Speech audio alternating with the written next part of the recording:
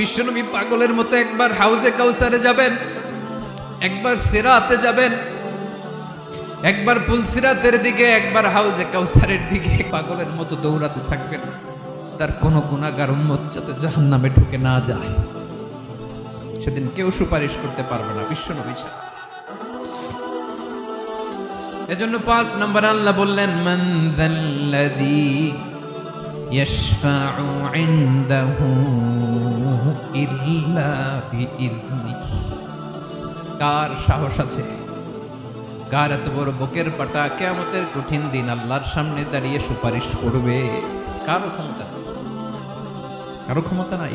বিশ্বনবী সেদিন সেজদায় পড়ে উম্মতের জন্য কাঁদবেন, সবাই কাঁদবে, নফসি নফসি, আল্লাহ আমারে বাঁচাও, আল্লাহ আমারে বাঁচাও। বিশ্বনবী বলবেন, উম্মতি উম্মতি। বিশ্বনবী আমার জন্য কাঁদবেন, আপনার জন্য কাঁদবেন, আমাদের জন্য সেদিন কেঁদে কেঁদে জাহান্নামের দরজায় দাঁড়িয়ে আমাদেরকে টেনে টেনে জান্নাতে ঢুকাবেন।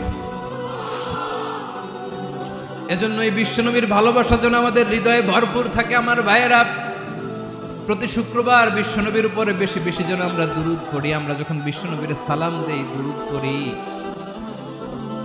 একদল স্পেশাল ফেরেশতা আছে যারা বিশ্বনবীর দুরূদটা নিয়ে সরাসরি বিশ্বনবীর রওজায় যায়, যে বলে অমুকের বেটা অমুক আপনারে সালাম দিয়েছে। বিশ্বনবী নিজ কবরের থেকে নিজেই সালামের উত্তর দেয়।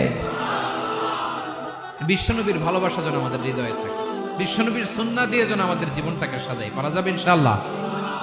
বিশ্বনবীর ভালোবাসা ছাড়া কেউ জান্নাতে ঢুকতে পারবে?